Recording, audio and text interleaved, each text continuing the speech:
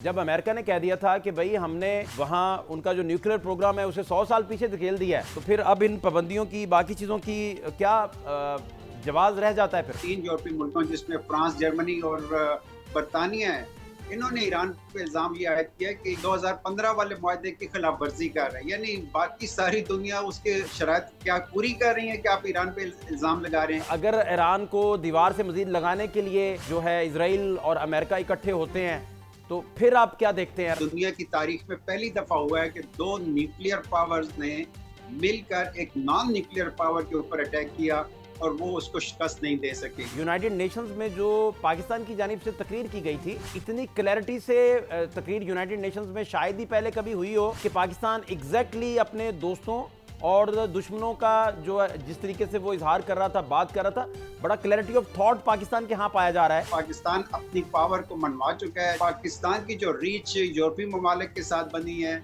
America के साथ बनी है और अरब ममालिक के साथ बनी है, इस वक्त डिप्लोमेटिकली पाकिस्तान बड़ा इंपॉर्टेंट रोल प्ले कर सकता है। पाकिस्तान ने अमेरिका को रिपेल किया था कि आप जो रजीम चेंज वाला वहाँ सिनेरियो क्रिएट कर रहे हैं उससे आप दस्तबरदार होइए। जितनी अच्छी अंडरस्टैंडिंग इस वक्त पाकिस्तान और ईरान के दरमियान बनी हुई है, हमें अमेरिका को भी और वेस्टर्न कंट्रीज को भी रियलाइज कराना चाहिए कि आपकी अग्रेसिव पॉलिसीज मिडिल ईस्ट में मजीद क्राइसिस लेकर आ सकती हैं। अगर आप कोई इश्यूज रिजॉल्व करना चाहते हैं तो वो डायलॉग के जरिए। अभी दोबारा से ईरान को पाबंदियों का सामना है। सबसे पहले तो ये आप फरमाइएगा कि इसे आप किस नज़र से देखते हैं? जब अमेरिका ने कह दिया था कि भाई हमने वहाँ उनका जो न्यूक्लियर प्रोग्राम है उसे 100 साल पीछे धकेल दिया है, तो फिर अब इन पाबंदियों की, बाकी चीज़ों की क्या जवाब रह जाता है फिर? जी बहुत शुक्रिया। देखिए पहली बात तो ये है कि 2015 में जो joint comprehensive plan of action हुआ था और 2231 सिक्योरिटी काउंसिल की रेजोल्यूशन भी आई थी, उस जेसीपीओए को या joint comprehensive plan of action की वैलिडिटी तब बनती थी कि इसकी सारी पार्टी इंटैक्ट होती। इसको यूनाइटेड स्टेट्स ने खुद इनिशिएट किया था, लेकिन डोनाल्ड ट्रंप ने अपने साबका दौर में आते ही इससे यूनिलैटरल विड्रॉल किया था और वो इसमें से निकल गए थे। यानी जब मेन पार्टी इसमें से निकल गई तो पीछे आप कैसे एक्सपेक्ट करते हैं कि बाकी सारी पार्टीज उसकी शराइत पूरी करें? क्योंकि उस वक्त तक तो सूरत हाल ऐसी थी कि ईरान के साथ वादा किया गया था कि अगर वो अपने न्यूक्लियर प्रोग्राम को एक खास लिमिट तक कंट्रोल कर लेते हैं और इसको अंडर ऑब्जर्वेशन ले आते हैं, यानी इंटरनेशनल एटॉमिक एनर्जी एजेंसी के अंडर ऑब्जर्वेशन ले आते हैं और इंटरनेशनल एटॉमिक एनर्जी एजेंसी के जो इंस्पेक्टर्स हैं वो वहां पे आ गए, वहां के सेंसर लग गए, ये सारी शराइत ईरान ने कबूल कर ली। लेकिन इसके बदले में होना ये था कि ईरान के खिलाफ जितनी भी सैंक्शंस थी, पाबंदियां थी, वो खत्म की जानी थी। ईरान ने अपने तौर पे तो वो सारी शराइत पूरी की, लेकिन दूसरी तरफ जब अमेरिका की बारी आई तो उन्होंने ना सिर्फ ये कि सैंक्शंस पूरी नहीं की, बल्कि उन्होंने यूनिलैटरली इस पूरे एग्रीमेंट से निकल ही गए जिसको उन्होंने खुद साइन किया हुआ था। अब आप ये देखें कि जिस एग्रीमेंट से अमेरिका निकल गया और यूरोपीय ममालिक बजाय इसके कि अमेरिका को कंपेल करते, मजबूर करते कि जनाब आपने एक इंटरनेशनल एग्रीमेंट साइन किया है, हम इसके गारंटर है, आप इसमें मौजूद रहें। उन्होंने अमेरिका को तो कुछ नहीं कहा, लेकिन ईरान के खिलाफ अमेरिकी अटैक भी हुआ। ईरान अमेरिका के साथ डायलॉग कर रहा था। 5वें सेशन में जब वो पहुंचे और कंक्लूड होने वाला था, इजराइल ने अमेरिका की मदद से ईरान पे अटैक कर दिया। तो इन सारी चीजों को इग्नोर करते हुए मैं समझता हूँ कि ईरान पे दोबारा से 3 यूरोपीय मुल्कों जिसमें फ्रांस, जर्मनी और बरतानिया है, इन्होंने ईरान पे इल्जाम ये आयद किया कि ये 2015 वाले मुआहदे की खिलाफ वर्जी कर रहे हैं। यानी बाकी सारी दुनिया उसके शराइत क्या पूरी कर रही है कि आप ईरान पे इल्जाम लगा रहे हैं। ठीक, मेरा ख्याल ये है कि बिल्कुल मैं चाहूंगा मैं बीच में एक ज़िमनन सवाल आपसे पूछ लूं, ताकि अभी डॉक्टर साहब मुझे आपसे समझना ये है कि जब कतर को हिट करता है इसराइल और अमेरिका के आशीर्वाद पे वो हिट करता है और उसके नतीजे में जो मशरक़ वुस्ता का सेंटिमेंट है वो यकसर बदल जाता है उस दौर से या उन दिनों से जब इसराइल और ईरान का कॉन्फ्लिक्ट चल रहा था। तो अब अगर ईरान को दीवार से मजीद लगाने के लिए जो है इसराइल और अमेरिका इकट्ठे होते हैं, तो फिर आप क्या देखते हैं, रद्द अमल क्या आ सकता है मुमकिन तौर पर? क्योंकि बहुत सारी चीज़ें तो अब तब्दील हो चुकी हैं।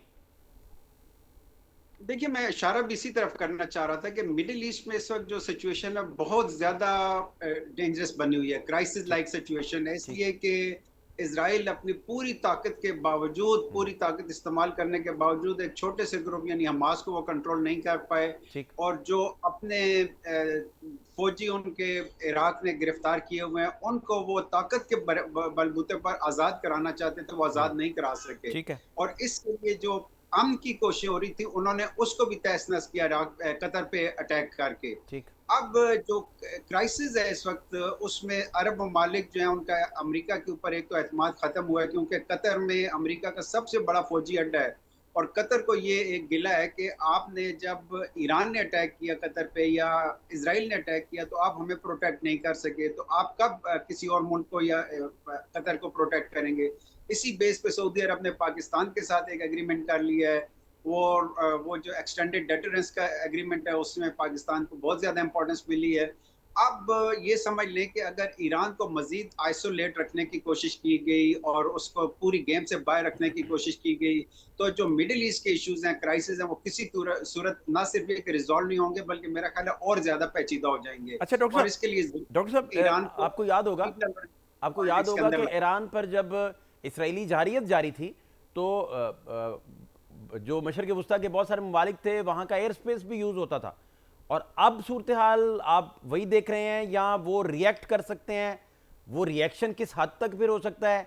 कतर और सऊदी अरेबिया, चूंकि इस दफ़ा यूनाइटेड नेशंस में जो पाकिस्तान की जानिब से तकरीर की गई थी, इतनी क्लैरिटी से तकरीर यूनाइटेड नेशंस में शायद ही पहले कभी हुई हो, कि पाकिस्तान एग्जैक्टली अपने दोस्तों और दुश्मनों का जो जिस तरीके से वो इजहार कर रहा था, बात कर रहा था, बड़ा क्लैरिटी ऑफ थॉट पाकिस्तान के यहाँ पाया जा रहा है इन इन मामलात को लेकर।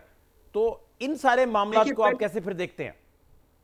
देखिए, पहला नुकता तो ये समझ लें कि ईरान के बारे में बहुत बड़ी मिसकैलकुलेशन की थी इसराइल ने भी और अमेरिका ने भी, क्योंकि वो ये समझ रहे थे कि जो टॉप ईरानियन लीडरशिप है उसको एलिमिनेट करने के बाद वो ईरान में रजीम चेंज कर लेंगे। लेकिन उन्होंने देखा कि ये दुनिया की तारीख में पहली दफा हुआ है कि दो न्यूक्लियर पावर्स ने मिलकर एक नॉन न्यूक्लियर पावर के ऊपर अटैक किया और वो उसको शिकस्त नहीं दे सके। यानी ईरान सर्वाइव, ना सिर्फ ये कि सर्वाइव कर रही है, बल्कि उसने इसराइल को भी ठीक। अटैक किया और अमेरिका को भी अटैक किया है।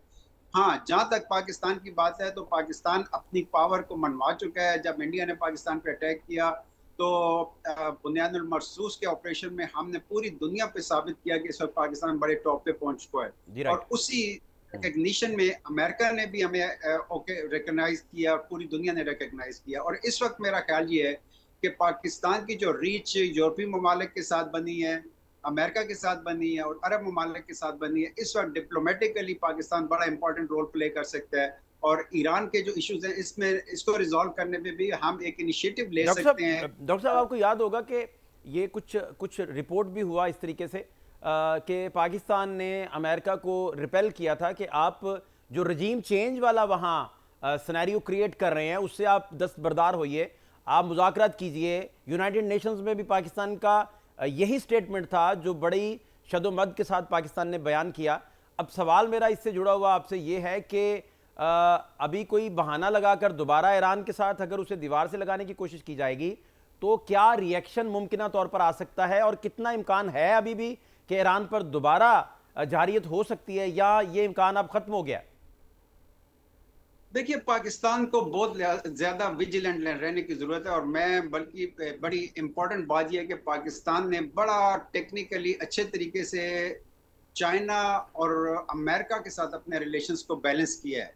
इसी तरह पाकिस्तान ने बड़े टेक्निकल तरीके से अरब ममालिक और ईरान के साथ भी अपने रिलेशंस को बैलेंस किया है। और अगर हम इसी तरह विजिलेंट रहें और सारी पॉलिसीज को अपने नेशनल इंटरेस्ट की बुनियाद पर बनाएं, तो मेरा ख्याल ये कि बड़ा एक सक्सेसफुल रोल हम प्ले कर सकते हैं। लेकिन विजिलेंट होने का मतलब ये है कि इस वक्त अमेरिका की एक बहुत बड़ी कोशिश ये हुई है कि वो अरब ममालिक और पाकिस्तान को बीच में लाकर गजा के अंदर एक इस्लामिक टास्क फोर्स बनाए और वहां पर इस्लामिक फोर्सेस को लेके जाएं।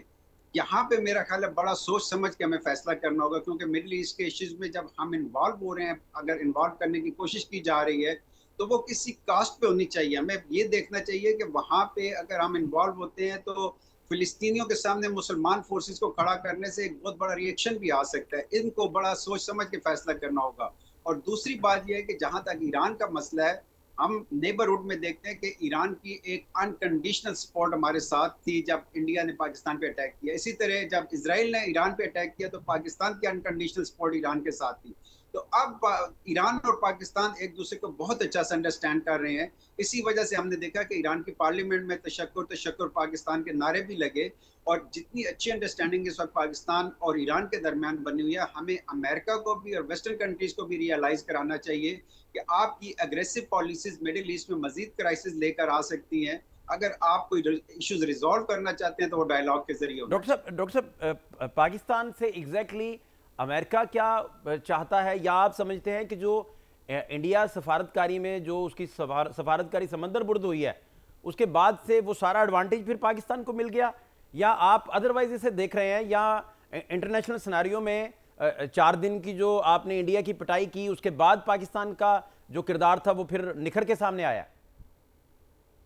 देखिए, मैं किसी बड़ी खुशफहमी में भी नहीं रहना चाहिए। पाकिस्तान को बहुत अच्छी और बहुत बड़े लेवल की डिप्लोमेटिक सक्सेस तो मिली है। यानी हर जगह पे आपने देखा कि रिकग्निशन मिली है, और जिस तरीके से अमेरिकन प्रेसिडेंट ने पाकिस्तान के प्राइम मिनिस्टर और फील्ड मार्शल को वेलकम किया है, ये खुद इस बात का गमाज़ है कि पाकिस्तान की जो डिप्लोमेटिक रीच है वो बहुत ऊपर तक गई है। लेकिन ये इस खुशफहमी में रहते हुए कहीं हमें मिसयूज़ नहीं हो जाना चाहिए। लोग हमें मिसयूज़ करके अपने मफादात ना ले जाएँ। हमारे यहाँ जो पॉलिसी मेकर्स हैं इनको बैठ के बड़ा क्लियरली डिफाइन करना चाहिए कि मिडिल ईस्ट के इश्यूज में, ईरान के इश्यूज में पाकिस्तान की रेड लाइंस कहाँ तक हैं, और पाकिस्तान का नेशनल इंटरेस्ट डॉक्टर साहब, आखिरी बात जो मैं पूछना चाह रहा हूँ, आखिरी बात ये रहनुमाई फरमा दीजिए कि ईरान पर खुदा न खास्ता दोबारा अटैक होता है तो पाकिस्तान, हालांकि इसके इम्कानात जो इंटरनेशनल सिनारियो पेंट करने वाली शख्सियात हैं वो बता रही हैं कि बड़े मादूम इसके हैं इम्कानात, अगर इम्कानात ये रोशन हो जाते हैं खुदा न खास्ता, तो फिर आप कहां देखते हैं पाकिस्तान को, कहां खड़ा देखते हैं फिर? देखिए, पाकिस्तान ने जो इस वक्त सऊदी अरब के साथ एग्रीमेंट किया है, इसको तो एक बड़ी क्लैरिटी होनी चाहिए कि सऊदी अरब के, ईरान के और पाकिस्तान के फॉरेन मिनिस्टर के बीच में जो बात हुई है, इसमें एक क्लैरिटी है कि ये एक दूसरे के खिलाफ नहीं है, बल्कि इसमें मेन थ्रेट दोनों की, एक तरफ इसराइल है और दूसरी तरफ इंडिया है। दूसरी बात यह है कि जो मिडिल ईस्ट के क्राइसिस हैं, इसमें पाकिस्तान किसी सूरत कभी भी ईरान के साथ कन्फ्रंटेशन में नहीं जाएगा, ना जाना चाहिए। और अगर किसी जगह अमेरिका या वेस्टर्न कंट्रीज हमसे डिमांड करें कि पाकिस्तान की लैंड ईरान के खिलाफ इस्तेमाल होनी चाहिए, मेरा ख्याल है that must be our red line, और इसको किसी सूरत क्रॉस नहीं होना चाहिए।